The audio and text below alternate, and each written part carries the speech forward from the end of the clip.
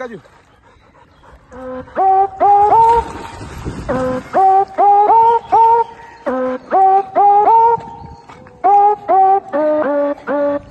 নমস্কার বন্ধুরা, paradise pets ব্লগের একটা ভিডিওতে আপনাদেরকে সকলকে স্বাগত।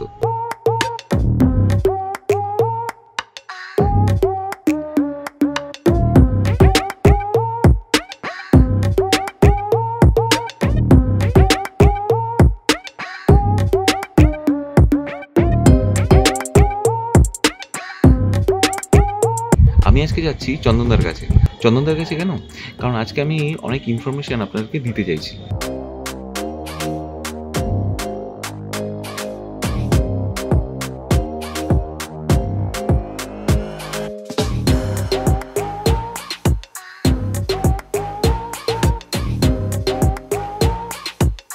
আচ্ছা, এটা আপনারা কখনো ভেবেছেন যে আপনারা হাট থেকে কিনুন বাজার থেকে বা কোনো ব্রিডার থেকে এক ফার্স্ট সপ্তাহে কী করণীয় হবে সেই পাপিটার জন্য? আশা করি এই টুকরো ইনফরমেশনগুলো আপনাদের খুব দরকার পড়বে। তো চলুন না, সঙ্গে থাকুন, দেখতে থাকুন প্যারাডাইস পেটস ব্লগ। আরও বেশ কিছু ইনফরমেশন নিয়ে আমি আসতে চলবো আগামীতেও এরকম টাইপস অফ ভিডিও। তো ভালো লাগলে ভালোবাসা দেবেন, আর আরও ভালো লাগলে অবশ্যই একটা কমেন্ট করবেন। এইটুখানি কিন্তু আপনাদের থেকে এক্সপেক্ট করি। তো চলুন দেখতে থাকি আমাদের আজকে ব্লগটা। Let's go.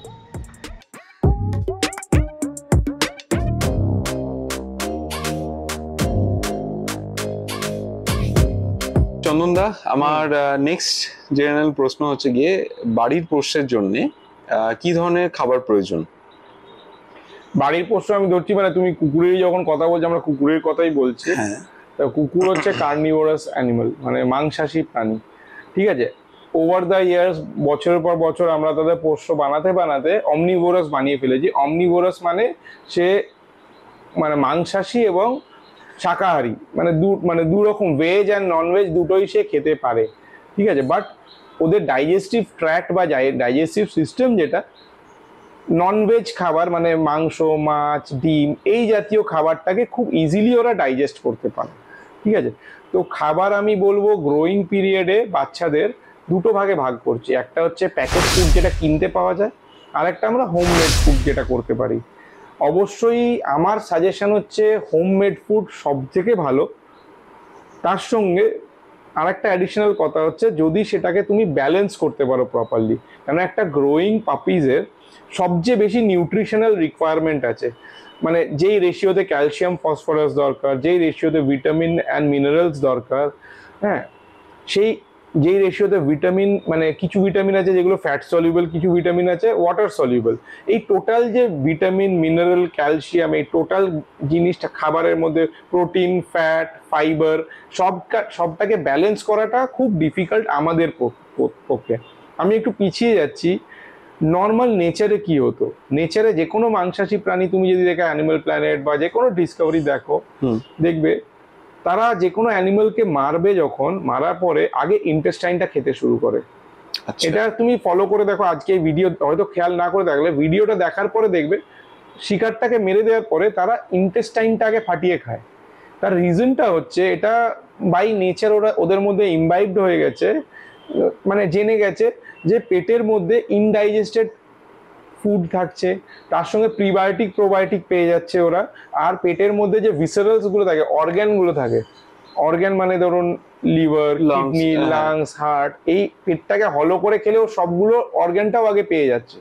ম্যাক্সিমাম ভিটামিনস থাকছে অর্গ্যানস থেকে ও তুলে নিচ্ছে। ঠিক আছে, তারপরে গিয়ে তারা হাড় চিবোচ্ছে, মাংস চিবোচ্ছে, ছাল ছাড়িয়ে মাংসটা খাচ্ছে, বা চামড়া ছিঁড়ে মাংস খাচ্ছে। বাট আগে স্টামাকটা খেয়ে নেয়, কেন স্টামাকের মধ্যে যে কোনো কার্নিভোরাস মেরে খায় কাদের, মানে হার্বিভোরাসের, মানে তৃণভোজী প্রাণীদের মাংসাশী প্রাণীরা মেরে খাচ্ছে। ঠিকই, তো ইনডাইজেস্টেড, মানে হাফ ডাইজেস্টেড যে খাবারটা থাকছে, তার সময় খাবারের, মানে যে হরিণ খাচ্ছে বা গরু খাচ্ছে বা মোষ খাচ্ছে, তাদের একটা ইনডাইজেশন, ডাইজেশন হওয়ার জন্য যে এনজাইম গুলো আছে সেগুলোও তারা পেয়ে যাচ্ছে। ঠিক, তো এটাকে বলে একটা whole prey model. Whole prey model হলে, এবার ধরো আমি আমার বাড়িতে চলে যাচ্ছি, আমার বাড়িতে হলে কুকুরকে আমি খেতে দেবো, কি দিচ্ছি, বাজার থেকে 200 গ্রাম চিকেন কিনে আনছি, বয়েল করছি, ভাত মাখছি, একটু ভেজিটেবল দিচ্ছি, খাইয়ে দিচ্ছি। তাহলে কি হলো, সে খালি পেলো ফ্লেশ প্রোটিন। 80% লোক হাড় বাদ দিয়ে দিচ্ছে। তাহলে মাসেল মিটটা পেলো, তার মধ্যে না সে প্রপার ভিটামিন পেলো, না প্রপার মিনারেলস গুলো পেলো, যেটা ন্যাচারালি সে অর্গ্যান মিট থেকে পেতো। আপনি তাহলে বলবেন তাহলে কালকে আমি একটু অর্গ্যান মিটও অ্যাড করে দিতে পারি, কিন্তু অর্গ্যান মিটের মধ্যে যেগুলো ওয়াটার সলিউবল ভিটামিনস আছে, যেই মাত্র হিট পড়ছে সেগুলো সব ড্যামেজ। কিছু ভিটামিনস আছে যেগুলো হিটে ড্যামেজ হয়ে যাচ্ছে, মিনারেলস ঠিক থাকছে, যে আয়রন, কপার, ম্যাগনেসিয়াম, ক্যালসিয়াম এগুলো ঠিক থাকছে, যেন ভিটামিন বি কমপ্লেক্স পুরো ড্যামেজ হয়ে যাচ্ছে। ঠিক আছে, তো ভিটামিন বি 1 থেকে নিয়ে 12 অব্দি আছে, যেটা ভিটামিন বি কমপ্লেক্স বলা হয়, এটা ডাইজেশনে অ্যান্ড গ্রোথে খুব হেল্প করে। তো আমি কোনোদিনই বাড়িতে এনে হিট দিয়ে যে খাবারটা তৈরি করব তার মধ্যে সব ভিটামিন থাকতে পারে না। তো আমি যদি হোমমেড ফুড ইউজ করি তাহলে আমাকে একটা মাল্টিভিটামিন, খুব ভালো কোয়ালিটি মাল্টিভিটামিন দিতে হবে, ভালো কোয়ালিটি ক্যালসিয়াম ফসফরাস দিতে হবে। তার কারণ হচ্ছে আমি নয় নেট মাংসটা দিচ্ছি, নয় নেট মাছটা দিচ্ছি, হাড় দিচ্ছি না। এবং বয়েলড হাড় দেওয়া উচিতও না। বয়েলড হাড় দিলে রাউন্ড পিস বা চওড়া হাড় দেওয়া যেতে পারে, বাট এই পায়ের লং বোন, হাতের লং বোন এগুলো দিলে গলায় ফেঁসে যেতে পারে। তো যেহেতু আমি হাড় অ্যাভয়েড করতে বলছি, তাহলে একটু ক্যালসিয়াম দিতে হবে, সেটা অ্যানিমাল গ্রেড ক্যালসিয়ামটা ইউজ করতে, কারণ হিউম্যানের যে ক্যালসিয়ামটা, তার ক্যালসিয়াম অ্যান্ড ফসফরাসের রেশিওটা সেম থাকে না। কুকুরের রিকোয়ারমেন্ট যেই রেশিওতে ক্যালসিয়াম আর ফসফরাস, সেটা কুকুরের প্রোডাক্টেই পাবেন। তাহলে একটু ক্যালসিয়াম, ফসফরাস, একটু ভিটামিন, তার সঙ্গে বেশি মাংস, ভাত কম, মানে মাংস তার সঙ্গে একটু অর্গ্যান মিট দিয়ে দেওয়া যেতে পারে। মাছ ইউজ করুন, ডিম ইউজ করুন। এটা হলো হোমমেড ফুডের জন্য। হোমমেড ফুডের জন্য হোমমেড ফুডের মানে যদি ঠিকমতো ব্যালেন্স করে কি করে করতে হয়, যদি আপনি সত্যিই জানতে চান, এমনি আলাদা ফোন করতে পারেন। আমি বাড়িতে যেটা নিজে খাওয়াই সেটা আমি বলছি। আমি খাওয়াই র মিট। আমি র মিট খাওয়াই। এটা একটা খুব ভ্রান্ত ধারণা আছে লোকের যে র মিট খাওয়ালে ডাইজেশন হবে না, ঠিক আছে, র মিট খাওয়ালে কুকুর অ্যাগ্রেসিভ হয়ে যেতে পারে, কিন্তু একদমই না। আজকে তো আমার এই বাড়িতে কুকুর নেই কোনো, এটা আমার এইখানে কুকুর কেউ নেই, যে যদি কোনোদিন দেখাতে পারি বা আপনি আমাদের ভিডিও আমি কিছু দাদাকে দেবো, উনি যদি অ্যাটাচ করে দেন। নিশ্চয়ই। হ্যাঁ, আমার বাচ্চা 3 মাস 4 মাস বয়স থেকে দিনে একবার দুবার র মিট খাওয়া শুরু করে। তার কারণ হচ্ছে র মিটের মধ্যে যেটা আমি বললাম, যে বয়েল করলে যে ভিটামিনগুলো চলে যায় সেগুলো র মিটে থেকে যায়। তো র মিট ডাইজেশন খুব সহজে হয়। মানে আপনি ভাত মাংস খাওয়ান বা ড্রাই ফ্রুট খাওয়ান, আর একটা কুকুরকে র মিট খাওয়ান, দেখবেন যে র মিট খাচ্ছে তার পটির কোয়ান্টিটি খুব কম হয়, পটিতে বাজে স্মেল থাকে না। আচ্ছা, ঠিক আছে, তার মানে বোঝা যাবে সে ডাইজেস্ট করে পুরো নিউট্রিশনটা ওর মধ্যে থেকে, নির্যাসটা বার করে নিতে সক্ষম হচ্ছে। যখনই আপনি বেশি ভেজিটেবলস বা বেশি কার্বোহাইড্রেট দেবেন, দেখবেন পটির কোয়ান্টিটি বেশি হয়ে যাচ্ছে। কিন্তু সবার ক্ষেত্রে র মিট খাওয়ানোটা সম্ভব নয়, কেন এটা জানতে হবে কিভাবে খাওয়ানো উচিত, কিভাবে প্রসেস করতে হয়, হ্যাঁ, এইগুলো জেনে করতে হবে। আদারওয়াইজ আরেকটা সব থেকে ইজি উপায় হচ্ছে, যদি আপনি খরচা করতে ভয় না পান বা খরচা করার সামর্থ্য থাকে, তাহলে যে কোনো প্রিমিয়াম ব্র্যান্ডের ডগ ফুড নিয়ে নিন। যে কোনো প্রিমিয়াম ব্র্যান্ড, প্রচুর প্রিমিয়াম ব্র্যান্ড পাওয়া যায়। আর বাচ্চা গ্রোয়িং স্টেজে সবচেয়ে বেশি তার রিকোয়ারমেন্ট নিউট্রিশনের, ভালো খাবারের। তো আমি প্রত্যেকটা মানে ভালো খাবার যেগুলো আমি জানি বা আমি ইউজ করি, অরিজিন আছে, ফার্মিনা আছে, রয়্যাল ক্যানিন আছে, আর্ডেন গ্রেঞ্জ আছে, টেস্ট অফ দ্য ওয়াইল্ড আছে, এরকম কিছু আরো অনেক আছে যেগুলোর নাম হয়তো নিলাম না। প্রচুর প্রিমিয়াম ফুড আছে। আপনার অ্যাফোর্ডেবিলিটি রেঞ্জে সবচেয়ে প্রিমিয়াম ফুড যেটা নিতে পারেন সেটা খাইয়ে গ্রোয়িং ফেজটা পার করে দিন। কেন গ্রোয়িং ফেজে আপনি যা ওর মধ্যে দেবেন ওটা ওর ভিত, শরীরের গ্রোথের ভিত, সেটাও সারা লাইফটা আপনাকে রিটার্ন দেবে। মানে রোগ ভোগ হবে কিনা, ইমিউনিটি হবে কিনা, সব কিন্তু ডিপেন্ড করছে ছোটবেলাটায় কিরম ভাবে খাইয়ে বড় করছেন আপনি। ধরতে পারলাম ব্যাপারটা, মানে খুব সুন্দর করে মানে এই পার্টটা আমাদেরকে জানালেন। এটা খুব হেল্পফুল টিপস হলো। যারা প্রিমিয়াম ফুড দাম বেশি পড়ে, কিন্তু ওর মধ্যে যেসব কোম্পানিরা বানাচ্ছে তাদের ডক্টররা রয়েছে, নিউট্রিশনিস্টরা রয়েছে, তারা সেটাকে সেভাবে ব্যালেন্স করছে খাবারটাকে।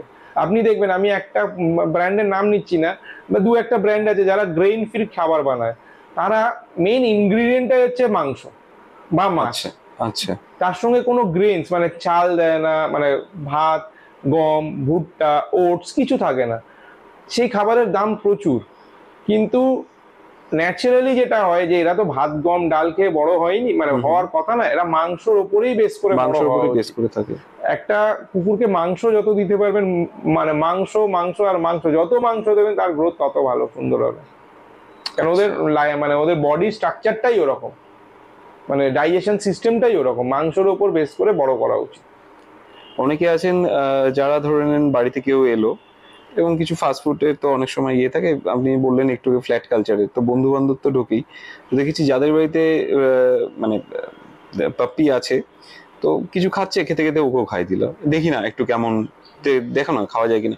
না, এটা আমি অনেকটা তো ক্ষেত্রে এটা মানে একদম ঠিক নয়। সাপোর্ট করি না, একদম সাপোর্ট করি না। ঠিকই, মানে এটা একদমই ঠিক নয়। ডগের যে বয়সে যতবার খাওয়া উচিত সে দিনে ততবারই খাবে, এবং তার নির্দিষ্ট বোল থাকবে, সেই জায়গায় খাবে, নির্দিষ্ট পাত্র, নির্দিষ্ট স্থান।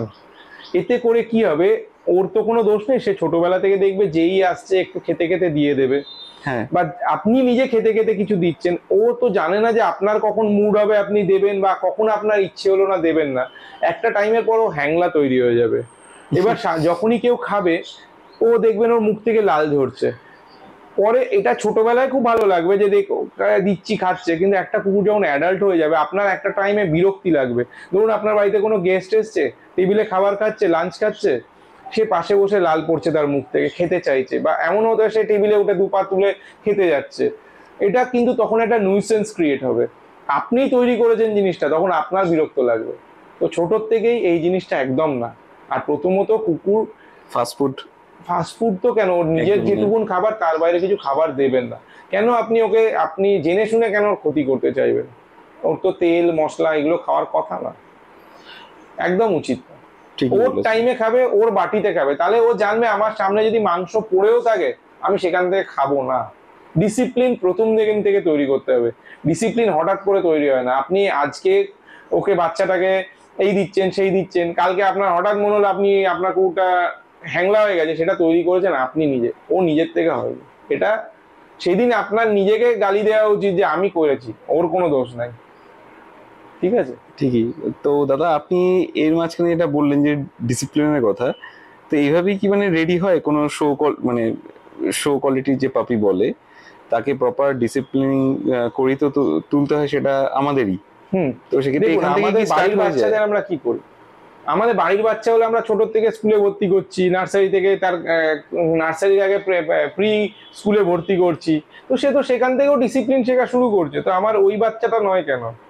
ছোটোর থেকেই সবকিছু শুরু করতে হয়। আপনি যেটা বললেন না শো কোয়ালিটির বাচ্চা, হুম। এটা একটা বিশাল বড় মিথ আছে। আমি এই রিসেন্ট ইউটিউব আর এই যত সোশ্যাল মিডিয়ায় দেখছি, মানে লোকেরা অ্যাডভার্টাইজমেন্ট দেয় এটা শো কোয়ালিটির বাচ্চা, এটা এই কোয়ালিটির বাচ্চা। একটা ওই 45 দিনের বাচ্চায় কোনোদিন বোঝা যায় না সে শো কোয়ালিটির নাকি কি কোয়ালিটির নাকি পেট কোয়ালিটির। আমরা দুবার ডিফারেন্সিয়েট করতে পারি বাচ্চাটা জেনেটিক্যালি কোনো প্রবলেম আছে কিনা আর জেনেটিক্যালি ঠিক আছে কিনা। জেনেটিক্যাল প্রবলেম মানে মেলের ক্ষেত্রে দেখা গেল দুটো টেস্টিক্যাল আছে কিনা, তার বাইটের স্ট্রাকচার ঠিক আছে কিনা, চোখের কালার ঠিক আছে কিনা, তার হাঁটা চলাটা ঠিক আছে কিনা। তাও ওই 40-45 দিনে হাঁটা চলা বোঝা যায় না। যদি তার হিপের বা এলবোর ইস্যু হয় সেটা গিয়ে 6 মাস 7 মাসেও বেরোতে পারে, 8 মাস 9 মাসেও বেরোতে পারে। তো আমি আপনাদের ভিউয়ারদের একটাই প্রশ্ন করছি, আপনি যেদিন আপনার বাড়ির বাচ্চাটাকে প্রথম স্কুলে ভর্তি করতে নিয়ে যান, সেখানে ক্লাস নার্সারিতে ধরুন আরো 100টা বাচ্চা ভর্তি হচ্ছে, আপনি কি সেদিন জানেন কোন বাচ্চাটা বড় হয়ে ইঞ্জিনিয়ার হবে আর কোনটা গুন্ডা হবে? সেদিন দাঁড়িয়ে বলতে পারবেন? আশা করি পারবেন না। তো সেরকম একটা 45 দিনের বাচ্চাকেও বলা যায় না যে এটা শো কোয়ালিটি হবে না সোফায় বসে ঘুমোবে। তো একটা হেলদি বাচ্চা, নেচার ভালো বাচ্চা, এবার তাকে কিভাবে তৈরি করবেন আপনি সেটা আলাদা। ঠিক আছে। শো কোয়ালিটি মানে কি, শো করতে পারবে, সেটাই শো কোয়ালিটি। তো আপনার কুকুরের যদি রেজিস্টার্ড কেনেল ক্লাবের পেপার থাকে, আপনি নিয়ে শো করতে যেতে পারেন, কেউ আপনাকে আটকাবে না। তো ইচ অ্যান্ড এভরি বাচ্চা যার পেপার আছে সে শো কোয়ালিটি। এবার শো উইনিং ক্যাপাসিটি আছে কিনা সেটা আলাদা কথা, সেটা ডিপেন্ড করবে আপনি কিভাবে তাকে বড় করেছে। ট্রেনটা কিভাবে করতে আপনার হবে? স্কুলে ভর্তি হওয়ার জন্য কি দরকার? একটা আধার কার্ড, ভোটার কার্ড, বাবা মার পরিচয়, বাবা মার স্টেবল ইনকাম, এটা হলেই সে স্কুলে ভর্তি হতে পারলো। তার মানে সে না ডাক্তার বা ইঞ্জিনিয়ার হয়ে গেল সেই দিনকে। আমি বোঝাতে পারলাম খুব সহজে? একদম একদম, মানে খুব সুন্দর করে এটা জানালেন। আমাদের মধ্যে কোনো সত্যি এটা বাচ্চাই মিথ শো আছে। কোয়ালিটি আর এ কোয়ালিটি না, এগুলো হচ্ছে মানে লোকাল ব্রোকারদের বাচ্চা বেচার একটা টেকনিক। আচ্ছা, আরেকটা বাচ্চা বেচার টেকনিক, আমি এই কথা যখন উঠলো বলি, লোকে দেখেছি এখন বলছে আমার কাছে প্রচুর তো বাচ্চার জন্য ফোন আসে, বলে দাদা আমি বাড়িতে পুষবো, আমার পেপারওয়ালা বাচ্চা চাই না। আমি তখনই জিজ্ঞেস করলাম যে পেপারওয়ালা আর পেপার ছাড়াতে তফাৎ কি? বলছে না, পেপার নিয়ে নিলে তো 3-4-5 হাজার টাকা বেশি পড়ে, পেপার ছাড়া তো কম পড়ে। আপনাদের সবাইকে বলে রাখি, এই জায়গাটা যিনি বলবেন এরপর থেকে তাকে বলবেন একটা পেপার বানাতে টাকা লাগে 472 টাকা, পেপারটা ফ্রিতে আসে। 472 টাকা লাগে হচ্ছে মাইক্রোচিপটা বানাতে। যে আপনার থেকে বলে যে 2000, 3000, 4000 টাকা লাগবে পেপার বানাতে, জানবেন সে মিথ্যে কথা বলছে, তার মুখের ওপর বলবেন যে আপনি মিথ্যে কথা বলছেন। কেনেল ক্লাবের পেপার বানাতে কোনো পয়সা লাগে না, শুধু লাগে 472 টাকা একটা পেপার, একটা মাইক্রোচিপ দেয়, এইটুকুনি টাকা লাগে, 3-4 হাজার টাকা এক্সট্রা লাগে না। আর অনেকে বলে যে 2 মাস 3 মাস লাগে পেপার আসতে, এটাও ভুল কথা। পেপার বানানোর নিয়ম হচ্ছে, পেপারটা বাচ্চা যখন 1 মাস বয়স হয় আমরা অ্যাপ্লাই করি, খুব দেরি হলে 1 মাসের ভেতর পেপারটা চলে আসে। মানে আমার বাচ্চা যখন ভ্যাকসিন হয়ে নতুন বাড়িতে যাবে মোটামুটি সেই টাইমে বা আর 10-15 দিনে পেপার এসে যাওয়ার কথা। ওই বলে না এখন বাচ্চা নিয়ে যান পেপার পাবেন 4 মাস বাদে, 5 মাস বাদে, তার মানে সেই বাচ্চাগুলোর পেপার কোনো অরিজিনালি নেই। মানে এটা এটা পুরোটাই আপনার টাকা এটানোর চেষ্টা। একদম। প্রথম কথা হচ্ছে যেই মাত্র আপনি বলবেন যে 3-4 হাজার টাকা বেশি হলে আমার দরকার নেই পেপারটা, তাহলে তো সেই জায়গাতে এসে মুক্তি পেয়ে গেল, পেপারটাকে দিতে হলো না। আর যদি কেউ বলেও দেয় যে ঠিক আছে আমি 3-4 হাজার টাকা দেবো, তাকে বলে দেওয়া হলো পেপারটা 3 মাস বাদে পাবেন, 4 মাস বাদে পাবেন, আর 3-4 মাস কোনোদিনই আসে না, পেপারটা আপনি পাবেন না। আচ্ছা, পেপার বানানোর জন্য 3-4 হাজার টাকা, 5 হাজার টাকা কোনোদিন বেশি লাগে না। আপনি সব সময় যেখান থেকে বাচ্চা নেবেন, যদি সে বলে তার বাচ্চার পেপার আছে, আপনি আগে বাচ্চার মায়ের পেপার, বাবার পেপার চাইবেন, এবং সেই মায়ের পেপারটা যে ওটাই মা, পেপারের মাথায় মাইক্রোচিপ নাম্বার লেখা থাকে, আপনি সেই মায়ের স্ক্যান করে দেখিয়ে নেবেন যে ওইটাই ওই মায়ের পেপার কিনা। মায়ের পেপারে ধরুন লেখা আছে 5-6-7 মাইক্রোচিপ নাম্বার, আপনি স্ক্যান করানোর ব্যবস্থা করুন, মাকে স্ক্যান করান, দেখুন সেই 5-6-7 স্ক্যানে বেরোচ্ছে কিনা, সেটাই মা কিনা আগে দেখুন, মানে মায়ের পেপার ওটাই কিনা। সিমিলার বাবারও পেপার চেক করুন। এবার যখন আপনাকে বাচ্চার পেপার দিলেও ধরুন, সেই মা আর বাবার বাচ্চা কিনা ওটা দেখে নিন, কেন আপনি তো আগেই মাইক্রোচিপ স্ক্যান করে দেখে নিয়েছেন। আপনারা নিজেরা সজাগ হলে সব এই প্রবলেমগুলো সলভ হয়ে যাবে। অ্যাকচুয়ালি যারা নিচ্ছে তারা নিজেরা সজাগ নয়। আমার এটাই বলার ছিল এখানে। চন্দনদা, আমাদের একটা মিথ এবং ভ্রান্ত ধারণা দুটোই আপনি ক্লিয়ার করে দিলেন পেপার রিলেটেড। অনেকে এটা চায় এবং তার জন্য ইভেন এমনও আমার কাছে ফোনও আসে যে দাদা আমি পেপার নেবো না, তার জন্য আমি 2-3 হাজার টাকা কম পাবো। তো দাদা অনেকটা জিনিস আপনাদের ক্লিয়ার করে দিলেন। এটা আপনারা নিজেরা সজাগ হন, অন্যদেরকেও সজাগ করুন। আর একটা দাদা কোশ্চেন আমার এটা হলো যে যারা এই স্ক্যানের কথা যেটা বললেন, এই স্ক্যান করার উপায়টা কি আছে? হ্যাঁ, এটা একটু টাফ প্রসেস। কোথাও গেলে বা কারো কাছে গেলে অবশ্যই কিভাবে করে, মানে ওয়েটা কি? দেখুন, আপনি ধরুন বাচ্চা কিনতে কারো বাড়িতে গেছেন, সেই ফিমেলটাকে নিয়ে তো আপনি কোথাও যেতে সে অ্যালাউ নাই করতে পারে, ঠিক আছে? তো আপনারা আমাদের সঙ্গে যোগাযোগ করবেন, এরকম যদি কোনো সিরিয়াসলি আপনারা চান যে স্ক্যান করাতে চাইবেন, হ্যাঁ, বা সেই ভদ্রলোক যার ফিমেলের অ্যাকচুয়ালি পেপার আছে বা মাইক্রোচিপ করা আছে, তিনি নিজেও এই ব্যাপারে হেল্প করতে পারবেন। আমাদের কেনেল ক্লাবে আছে, কেনেল ক্লাবের স্ক্যানার আছে, প্লাস আমাদের প্রচুর মেম্বারদের কাছে স্ক্যানার আছে। আমরা চেষ্টা করি যে হেল্প করার জন্য, সেটা অবশ্যই ডিস্টেন্স এবং সময় সব কিছুর উপর ডিপেন্ড করে। কেন আমরা যদি আজকে হেল্প করে দুটো পিওর ব্রিড কুকুর মানে নিশ্চিত করতে পারি যে দুটো পিওর ব্রিড কুকুর লোকে কিনছে, সেটা ফিউচারে ব্রিডটার ভালো হবে। আমরা চাই না মানে আনওয়ান্টেড পাপিজ আর গ্রো করুক। কেন আমরা যতই বিনা পেপারের কুকুরকে কিনবো, আমরা যতই বিনা পেপারের কুকুরকে প্রমোট করব, ততই আনএথিক্যাল ব্রিডিংটা বেশি হবে। আর এন্ড কাস্টমার যদি নন পেডিগ্রিড কুকুর কেনা বা মিক্সড ব্রিড কুকুর কেনা বন্ধ করে দেয়, তাহলে এই আনএথিক্যাল ব্রিডিংটাও কিন্তু স্লোলি বন্ধ হয়ে যাবে। ডিমান্ড না থাকলে কেউ সাপ্লাই দেবে না। ঠিক, কালকে যদি 10টা কাস্টমারের মধ্যে 8 জন বলে যে না আমি প্রপার মা প্রপার বাবার পেপার চেক করে কুকুর নেব, তাহলে যারা এই কাজটা করছে, যারা আনএথিক্যাল ব্রিডিংটা করছে, তারা কিন্তু অটোমেটিক্যালি দমে যাবে। তারাও চেষ্টা করবে যে এথিক্যালি ব্রিডিং করি, যাতে আমার বাচ্চাগুলো বিক্রি হয়। কাস্টমারকে সজাগ করালে আমরাও হেল্প করব। অবশ্যই গ্যারান্টি দিচ্ছি না যে সবসময় পেরে উঠবো কিনা, বাট যোগাযোগ করুন, কি প্রসেসে হতে পারে আমরা সেটা হেল্প করব। আপনাদের কোনো পয়সা কড়ির ব্যাপার নেই, আমরা জাস্ট ব্রিডটাকে ইমপ্রুভ করার জন্য এটা সাহায্য করব আপনাদের। বাহ, ঠিক আছে, আমরা কোনো পয়সার ব্যাপার নেই এখানে। আমরা হয়তো বলে দেবো এই আপনি এই এলাকায় থাকেন, এই এলাকায় এনার কাছে স্ক্যানার আছে, আপনি একটু এখানে যান, যোগাযোগ করুন। অবশ্যই তার জন্য এক চারানা পয়সা কেউ আপনাদের থেকে চাইবে না, কিন্তু আপনারা পিওর ব্রিড কিনুন। আর এটা জানুন যে অতি অবশ্যই পেপার দিয়ে কিনলে যেটা হবে, যদি অথেন্টিক পেপারওয়ালা কুকুর হয়, অ্যাটলিস্ট তার মা বাবা, তার দিদা দাদু, ঠাকুমা পিসিমা মাসিমা সবাই সে ব্রিডটাকে বিলং করে। এই না যে একটা মানে বিগেলের সাথে ব্যাচেট হাউন্ডের ব্রিডিং হয়ে গেছে, আপনারা ছোটবেলায় বুঝলেন না, বাচ্চা নিয়ে চলে গেলেন। আমার কাছে রিসেন্ট কাল পরশু একজন ফোন করেছিলেন, উনি আমায় ফোন করে বলছেন যে আমার একটা আমেরিকান ল্যাব আছে, তার মিটিং জোগাড় করে দেবে না। যে আমেরিকান ল্যাব আপনি পেলেন কোথায়, পেপারটা পাঠান দেখি, আমেরিকান স্ট্যান্ডার্ড আমায়। তারপর নিজেই বাংলা মানে নিজেই আস্তে আস্তে কথা বলতে বলতে দেখলো যে ড্রপ মারা যাবে না, নিজেই বললো যে না অ্যাকচুয়ালি আমার কুকুরটা ল্যাব আর জিএসডির মিক্সচার। তো আমি পড়েছি ল্যাব আর জিএসডি মিক্সচার করে আমেরিকান ল্যাব তৈরি হয়েছে। আপনি যা জানেন পুরোটাই ভুল। তো মানে এরকম মানে পিওর ব্রিড না হলে যেটা আরেক প্রবলেম হয়ে যায় তো, যে কোনো কুকুরের ফিউচারে তো তাদের ব্রিডিং, তাদের একটা ছেলে হলে তার মেটিং এর দরকার, ফিমেল হলে তার ব্রিডিং হওয়া উচিত। তো আপনার যদি প্রপার পেপার না থাকে তাহলে আপনাকে কেউ পিওর ব্রিড কুকুর মেটিং দেবে না, বা আপনার যদি ডগ হয় কোনো পিওর ব্রিড ফিমেল আপনার কাছে আসবে না, সেই আপনাকে আবার লোকাল ক্রস ব্রিডে যেতে হবে। এই করে করে ব্রিডগুলো ধ্বংস হয়ে যাচ্ছে। আজ থেকে 20 বছর আগে যত সুন্দর ব্রিডগুলো ছিল, এই কিছু লোভী ব্যক্তি বা লোভী ব্রিডার ব্রোকারদের জন্য প্রত্যেকটা ব্রিড ড্যামেজ হয়ে যাচ্ছে।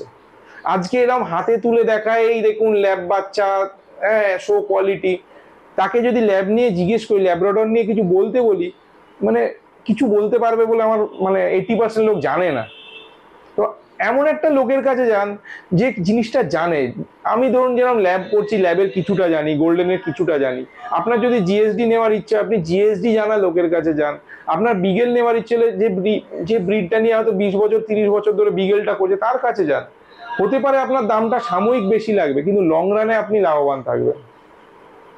ঠিকই। আপনি ধরুন একটা জুতো কিনবেন, আপনি ফুটপাথ থেকে একটা জুতো কিনে মোড় ঘুরতে না ঘুরতে জুতো স্ট্র্যাপটা ছিঁড়ে গেল, আপনি মুচির কাছে গিয়ে আবার 5 টাকা 10 টাকা সারালেন, কিন্তু মনের স্যাটিসফ্যাকশন হলো না। ছেঁড়া জুতোটাও পরছেন, শাড়িও পরছেন। সেটাই যদি আপনি বাটা বা সিলেদের মানে নাম করা ব্র্যান্ডে গিয়ে কেনেন, অ্যাটলিস্ট তাদের সাপোর্টটা থাকে, আপনি জানেন সেখান থেকে কোয়ালিটি জিনিসটা পাচ্ছেন। আপনি নিজের জুতোটা যদি ভালো কেনেন, তাহলে বাড়ির পোষ্যটাকে ভালো কিনবেন না কেন? বাহ, মানে এটা একদমই মানে ঠিকই। আপনি যে মানে একটা লাইফ কিনছেন, আপনি যদি একটা ভালো কুকুর কেনেন, তা সে তার দেখা গেল 10 বছর বাঁচলো, তার মধ্যে তার ডাক্তারের পেছনে আপনাকে দৌড়তে অর্ধেক সময় নষ্ট করতে হলো না। আজকে যদি কোনো কুকুর কেনেন, হিপ ডিসপ্লেসিয়া কুকুর, তাহলে সারা জীবনটা তো সে ভুগছে, তার সঙ্গে সঙ্গে আপনারা ভুগছেন, প্লাস টাকা খরচা হচ্ছে। তাহলে একটা কুকুর পোষার যে আনন্দ, সেই আনন্দ থেকে বিরত হয়ে গেলেন। তো ভালো জিনিস কিনুন, পরে কিনুন, তাড়াহুড়ো করবেন না। কোনো ভালো জিনিস সস্তায় হয় না, এটা জেনে রাখবেন। কোনো জিনিস সস্তায় হয় না। আমি দাদাকে বলবো একটা ভিডিও, নেক্সট একটা ছোট ভিডিও করে দিতে। এই 5,000-7,000 টাকায় কুকুর বেচা সম্ভব নয়, এটার এক্সপ্লানেশন আমি অঙ্ক করে বুঝিয়ে দেবো। সেই অঙ্কটা আপনারা দেখবেন, তাহলে আপনারাও বুঝবেন যে 5,000, 10,000, 15,000 টাকায় কুকুর বাচ্চা দেওয়া সম্ভব না, যে কোনো ব্রিডই হয়ে যাক। আইদার কেউ ফ্রিতে দিতে পারে, ভালোবেসে ফ্রিতে দিয়ে দিল, that is different. But commercially যারা বেচছে তাদের লাভ করতে পারবে না এইভাবে। Breeding is a loss project. আমি ব্রিডিং করছি এত বছর ধরে, ব্রিডিং দিয়ে লাভ হয় না। ব্রিডিং একটা শখে করা যায়, একটা প্যাশনে করা যায়, ব্রিডিং থেকে পয়সা আর্ন করা যায় না। আমি ওকে বলবো অনিমেষকে একটা ভিডিও বানাতে, আপনাকে জাস্ট ক্যালকুলেশনটা দেওয়ার জন্য। এই 5,000, 7,000, 10,000 বাচ্চা সম্ভব নয়, সেটা আমি বলছি। করে দিও তো একটা ভিডিও এরকম। নিশ্চয়ই নিশ্চয়ই দাদা, নিশ্চয়ই। জানাতে অবশ্যই ভুলবেন না আমাদের কমেন্ট বক্সে। চলুন দেখা হবে নেক্সট অন্য কোনো ভিডিওতে। ততদিন সঙ্গে থাকুন, দেখতে থাকুন প্যারাডাইস পেটস অ্যান্ড ব্লগ।